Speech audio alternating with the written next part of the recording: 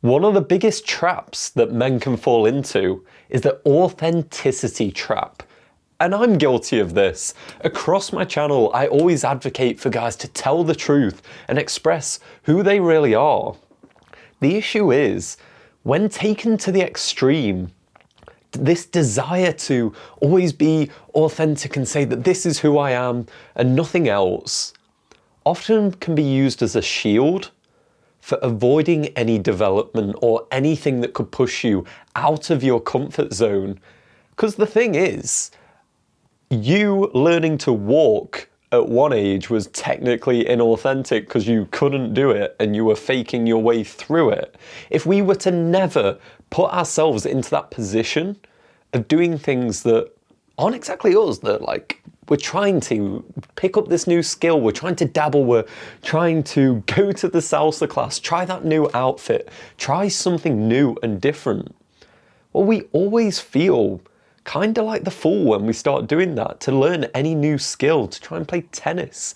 The idea is the fool is the precursor to the savior, and that's like a mythological thing, that in order to go and be that person that ventures out to the darkest places, often you need to be the fool to go out there in the first place. And then you go out, you learn the skill, you come back, and you're able to have this new thing that you've developed. But I've seen this a lot with people that comment on the channel, that people I speak to, of this thing when I say, oh, one of the best ways to meet girls is to go out there, go out on the street, start talking to women. They're just like, but it's just not really me. That's not how I do things. And it's like, okay, well, you're currently single for the 20th year in a row. How's being exactly you working out for you if you did want to have the goal of getting a girlfriend? Perhaps we could look at adapting some other things into your personality. So this is kind of my big warning, that whilst I am the biggest proponent for living an authentic life and expressing yourself properly, if you take this to the extreme, all you do is start to shut off all the things that you could be. There's a line that I love from Jordan Peterson that is, don't sacrifice who you could be for who you are, especially if you don't like the situation that you're in. And this is what a lot of us do when we don't want to, as I say, go to that new class around the corner because, I don't really know if a cooking class is me. If they don't want to go out shopping and buy that new outfit to express themselves a little bit differently and try something new. Don't fall for this, because it's always going to backfire on you when you only get the results you've always had. What is it an Einstein thing where it's like the root of madness is trying the same thing over and over again and expecting different results? That's the thing.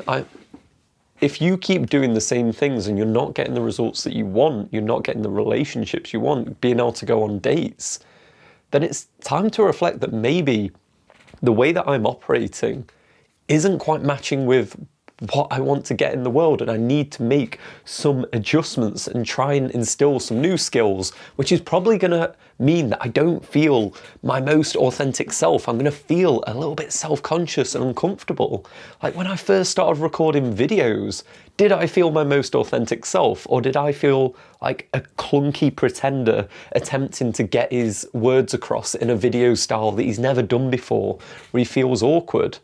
The idea that we say to be authentic is often because it's super attractive once a person's gone through that apprenticeship of learning a skill, to then when he can just relax into that identity, the fact that he's learnt all the difficult challenges and gone through and come out of the other side. Like when you see someone who's truly skilled at what they do, when they're just like, it radiates out of them and it's so attractive, and you're just like, yeah, just be you, dude. Well, we love that authenticity. What we didn't see is the 100 hours of hard work that they put in behind it, where they did have to deliberately practice things which made them feel kind of like a fool. There's a guy who does public speaking on YouTube called like Vin Yang. I probably butchered the name. But he said when he was trying to train and speak with a little bit more bounce and playfulness in his voice and his tonality, he had to tell his friends that you need to bear with me here, because I know I'm doing some things and you might not think it's me and it might feel like it's awkward and I'm being inauthentic, but I'm truly working on something that I want to develop. And now he's considered one of the most popular public speakers out there and trains millions of people on communication.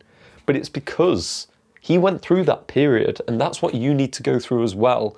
If you're not happy with your current state of relationships, then it's because there's something that needs to change, and that's going to be uncomfortable.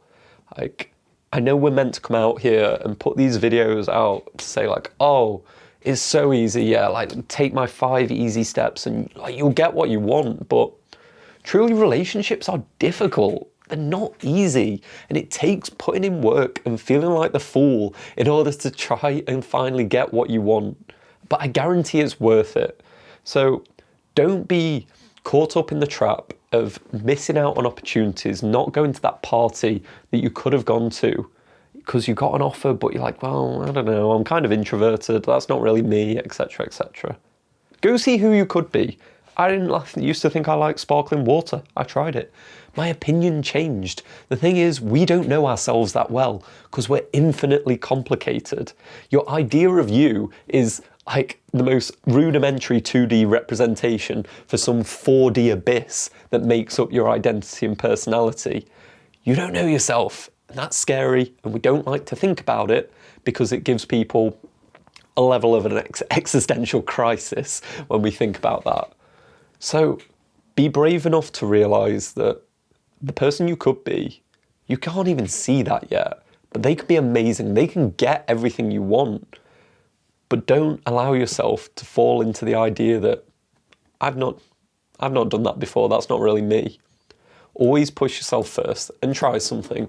So if you're someone that is struggling with the idea of getting in shape because you don't really see it as something you do, well, I am the guy for you because I am a very lazy dude, but I got in an all right shape. Like, I'm not perfect, right? I'm not some sort of fitness model physique, but I'm in all right shape. And I did that whilst being lazy.